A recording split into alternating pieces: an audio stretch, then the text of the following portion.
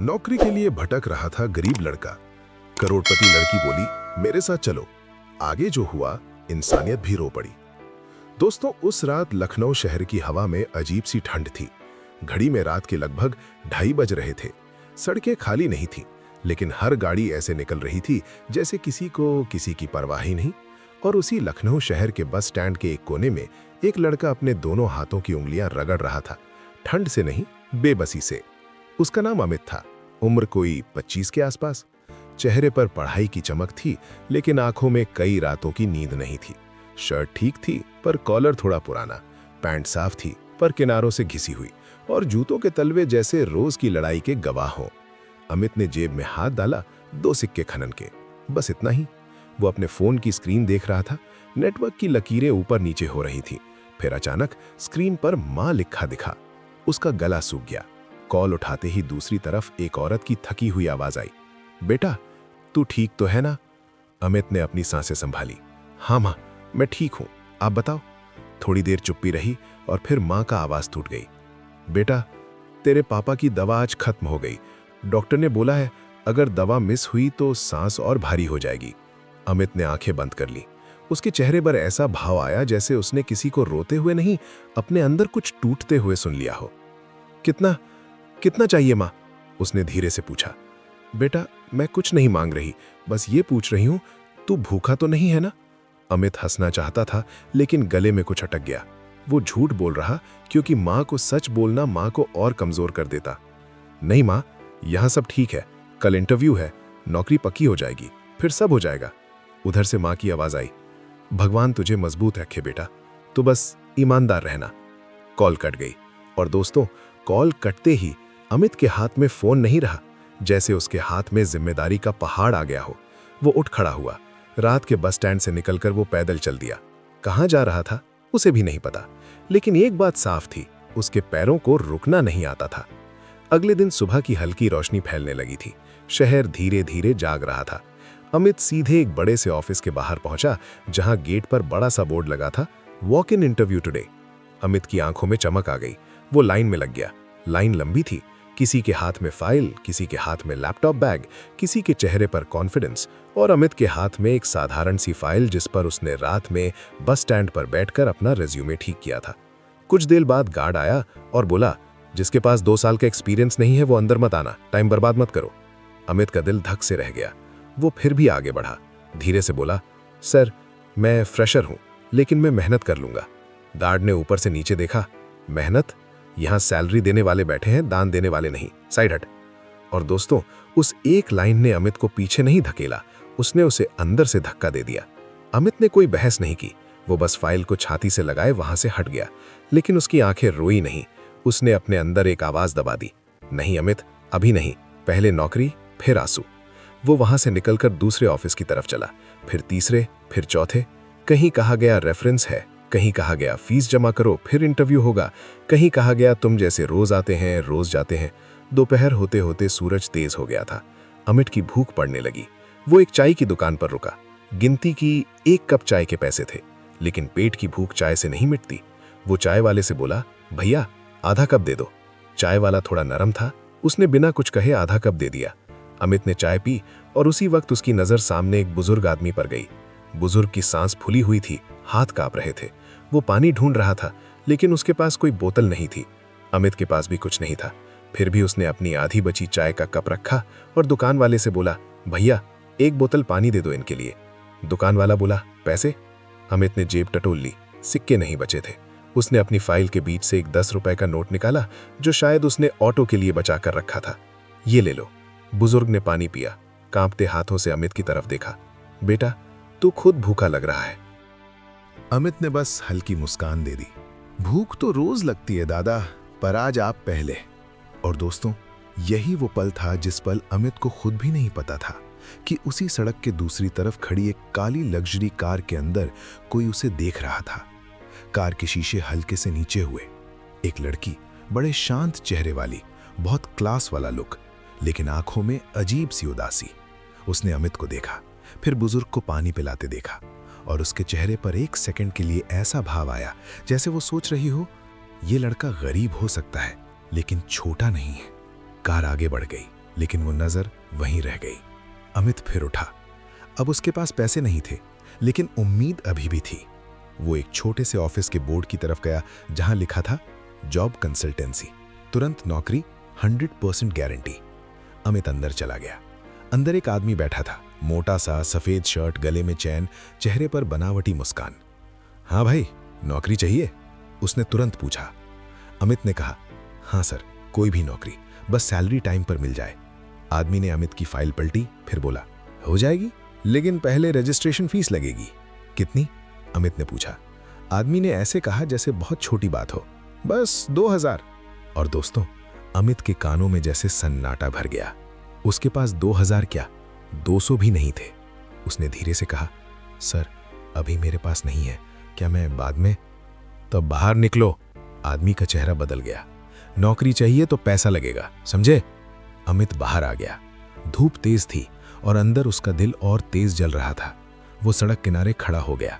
उसके पास कोई रास्ता नहीं दिख रहा था और उसी वक्त वही काली लग्जरी कार कुछ दूरी पर आकर धीरे से रुकी।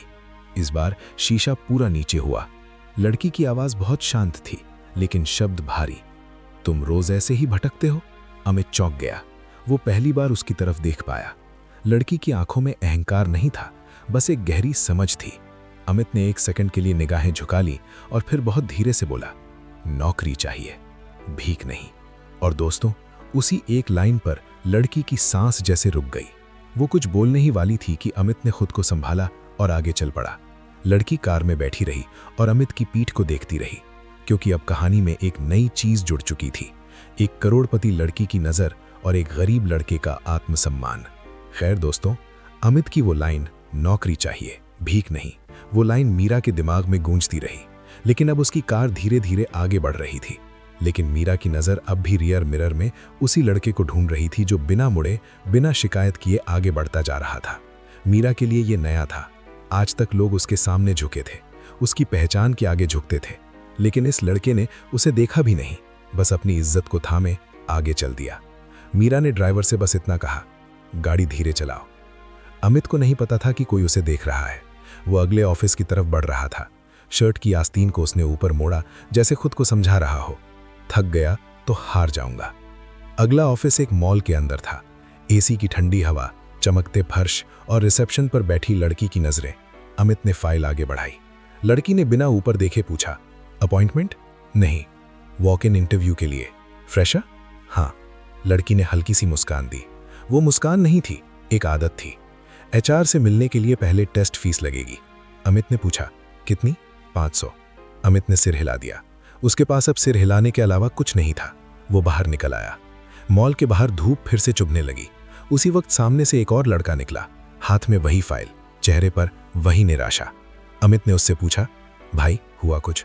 लड़के ने हंसकर कहा, यहां नौकरी नहीं मिलती दोस्त, यहां उम्मीद बेची जाती है।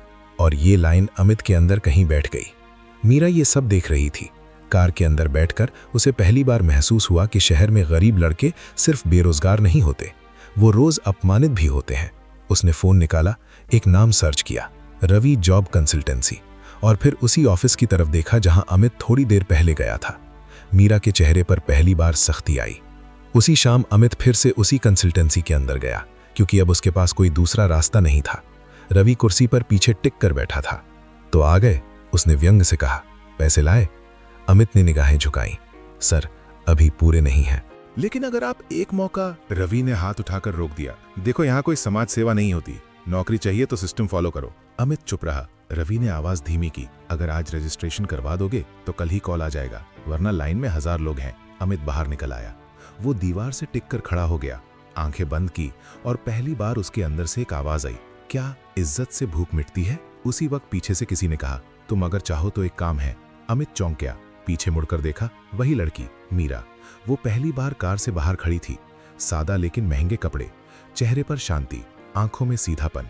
मैं तुम्हें नौकरी नहीं दे रही, मीरा ने साफ कहा, मैं बस एक काम देना चाहती हूँ। अमित ने सीधा देखा, काम क्या है? मीरा बोली, 1 दिन का काम, कोई फीस नहीं, अगर ठीक किया तो आगे बात करेंगे। अमित ने एक सेकंड सोचा, फिर बोला, अगर काम मेहनत का है तो मैं तैयार हूँ।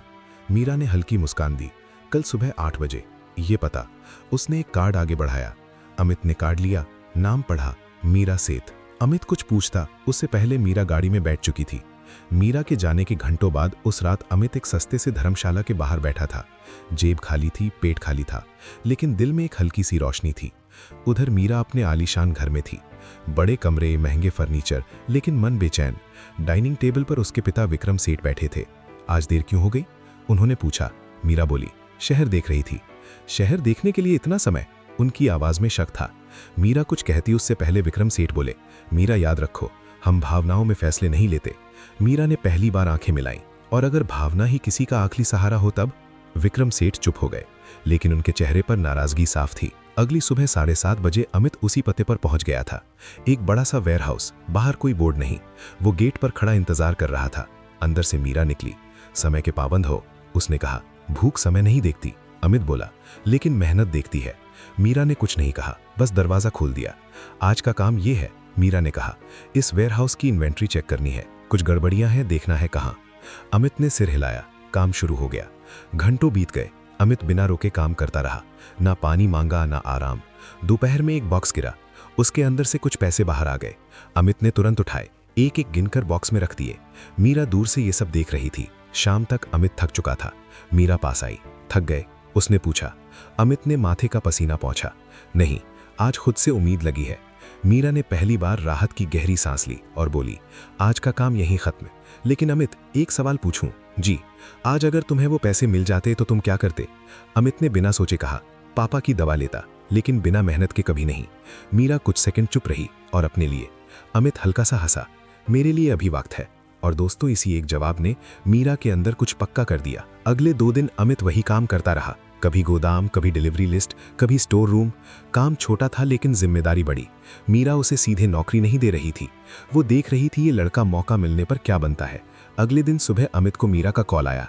आज ऑफिस नहीं आना, मीरा ने कहा। एक और काम है। जी। एक डिलीवरी करनी है, वेयरहाउस से कुछ फाइल्स बाहर जाएंगी। अमित ने कुछ नहीं पूछा, वो तैयार हो गया। लेकिन उसे नहीं पता था कि उस दिन उसकी ईमानदारी की सबसे बड़ी परीक्षा होने वाली थी। दोपहर के वक्त जब अमित फाइल्स लेकर मीरा के घर से बाहर निकल ही रहा था, तभी अचानक उसका मोबाइल बज उठा। स्क्रीन पर लिखा था, घर से कॉल। उसने फोन उठाया। मोबाइल हैंड फ्री थी। दूसरी तरफ आवाज कांप रही थी, अमित, तेरे पापा की हालत बहुत बिगड़ गई है। और बेटा, डॉक्टर बोल रहे हैं अगर आज से कल सुबह तक इंतजाम नहीं हुआ तो तेरे पापा। वो बोल नहीं पाई। शब्दों से पहले आंसू आ गए। अमित की आंखें भर आईं। मीरा ने उसकी हालत देख ली। वो समझ गई ये वो वक्त है जब इंसान टूटता नहीं, या तो चुपचाप बिखर जाता है या फिर और मजबूत बन जाता है। कितने पैसे चाहिए? मीरा ने बहुत सीधे शब्दों में पूछा। अमित ने तुरंत सिर उठा लिया। उसकी आंखों में पहली बार सख्ती थी। नहीं, उसने एक ही शब्द में जवाब दिया। मीरा थोड़ी चौंकी। मैं मदद नहीं, डॉट। अमित ने फिर कहा, मेरे पापा की जान है, पर मेरी इज्जत भी वही है। मैं उधार नहीं चाहता, दान नहीं चाहता। मीरा ने गहरी सांस ली। ठीक है, उसने कहा, तो चलो। कहां? अमित ने पूछा। अस्पताल, मीरा बोली, क्योंकि कुछ फैसले बहस से नहीं, मौजूदगी से होते हैं। उसी दिन मीरा अमित को लेकर अस्पताल पहुंची। अमित दौड़ता हुआ अंदर गया। आईसीयू के बाहर उसकी मां बैठी थी, आंखें सूजी हुई, हाथ जोड़कर बस एक ही बात दोहरा रही थी, भगवान मेरे आदमी को बचा लो। अमित मां के पास बैठ गया, कुछ नहीं बोला, बस उसका सिर अपने कंधे पर रख दिया। मीरा थोड़ी दूरी पर खड़ी सब देख रही थी। वो अंदर नहीं घुसी, क्योंकि वो जानती थी ये पल किसी और का है। कुछ देर बाद डॉक्टर बाहर आए। ऑपरेशन करना पड़ेगा, उन्होंने कहा, तुरंत। और इसके लिए डॉक्टर ने रकम बताई। मां की आंखें फैल गई। इतने पैसे? उसकी आवाज कांप गई। अमित ने बिना पलके झपके डॉक्टर को देखा। कितना समय है? 4, ज्यादा से ज्यादा 6 घंटे। डॉक्टर अंदर चले गए।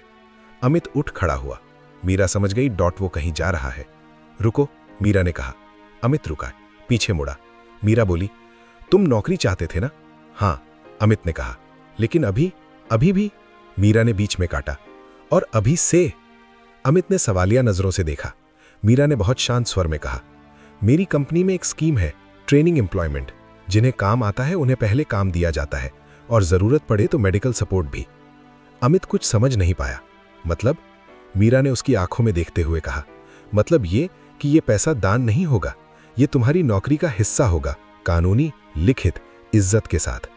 अमित की सांसें तेज हो गई। लेकिन अगर तुम मेहनत नहीं करोगे तो ये पैसा मेरी जिम्मेदारी। मीरा ने कहा, लेकिन अगर करोगे तो ये तुम्हारा हक। अमित की आंखों से पहली बार आंसू गिरा। बिना आवाज के, बिना शर्म के उसने सिर झुका लिया। मैं मेहनत करूंगा, उसने कहा, पूरी जिंदगी। उसी वक्त विक्रम सेठ अस्पताल में दाखिल हुए। मीरा ने उन्हें खुद फोन किया था। विक्रम सेठ ने चारों तरफ देखा। साधारण लोग, घबराहट, पसीने से भीगे चेहरे। उन्होंने मीरा की तरफ देखा। ये सब क्या है? मीरा ने शांत लेकिन दृढ़ आवाज में कहा, यह वही जगह है पापा जहां पैसों की असली कीमत समझ आती है। विक्रम सेठ ने अमित को देखा। यही है वो लड़का। मीरा ने सिर हिलाया। विक्रम सेठ ने डॉक्टर से बात की। पेपर वर्क हुआ। ऑपरेशन की तैयारी शुरू हो गई, लेकिन उनके चेहरे पर कोई गर्व नहीं था, बल्कि एक अजीब सी चुप्पी थी। ऑपरेशन थिएटर के बाहर घंटे रेंगते रहे। अमित दीवार से टिककर बेंच पर बैठा था, आंखें बंद, हाथ जुड़े हुए। मीरा पास बैठी थी बिना बोले। कुछ देर बाद अमित बोला, आपने ऐसा क्यों किया? मीरा ने उसकी तरफ देखा। क्योंकि तुमने उस दिन उस बूढ़े को पानी पिलाया था। अमित चौंका। मीरा आगे बोली, क्योंकि तुमने पैसे मिलने पर भी झूठ नहीं बोला, क्योंकि तुम टूटे लेकिन झुके नहीं। मीरा की आवाज भारी हो गई। और क्योंकि आज के जमाने में ऐसे लोग कम होते जा रहे हैं।